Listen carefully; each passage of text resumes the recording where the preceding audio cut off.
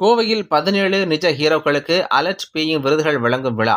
நாடு முழுவதும் பல்வேறு சேவைகள் மூலம் நிஜ ஹீரோக்களாக திகழும் 17 பேருக்கு கோவையில் அலர்ட் அமைப்பின் சார்பில் விருதுகள் வழங்கப்பட்டு பெருமைப்படுத்தப்பட்டது.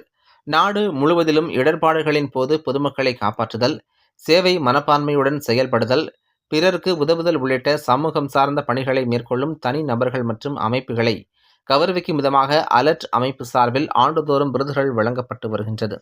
அந்த வகையில் இந்த அமைப்பின் 9வது அலர்ட் பீயிங் விருதுகள் வழங்கும் விழா கோவை PSG மருத்துவமனை வளாகத்தில் நடைபெற்றது. இதில் சத்யார்த்தி அமைப்பின் இயக்கத்தின் நிறுவனரும் நோபல் பரிசு பெற்றவருமான கைலாஷ் சத்யார்த்திக்கு வாழ்நாள் சாதனையாளர் விருது வழங்கப்பட்டது. மேலும் கோவையை விபத்தில்லா நகரமாக மாற்றும் பணியில் ஈடுபட்டுள்ள உயிர் அமைப்பு, பெண்கள் மற்றும் குழந்தைகளுக்கு எதிரான பாலியல் வன்முறைக்கு எதிராக போராடும் பிரஜ்வலா அமைப்பின் இணை நிறுவனர் சுனிதா கிருஷ்ணனுக்கும், தொழில் வளர்ச்சியை ஊக்குவித்ததற்காக KPR குழுமத்தின் தலைவர் ராமசாமிக்கும் விருதுகள் வழங்கப்பட்டது.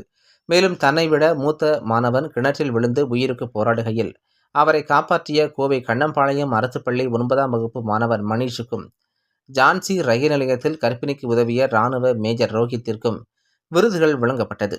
இந்த விருதுகளை கோவை மாவட்ட ஆட்சியர் பவன்குமார், சமூக ஆர்வலர்கள் மற்றும் தொழில் அதிபர்கள் வழங்கினர். இந்த நிகழ்ச்சியில் அலர்ட் அமைப்பின் தலைவர் மைக் முரளிதரன், நிறுவன அறங்காவலர் கலா பாலசுந்தரம், அலர்ட் அமைப்பின் இணை நிறுவனரும் நிர்வாக அறங்காவலருமான ராஜேஷ் திரிவேதி உள்ளிட்ட பலர் கலந்து கொண்டனர் என்பது குறிப்பிடத்தக்கது.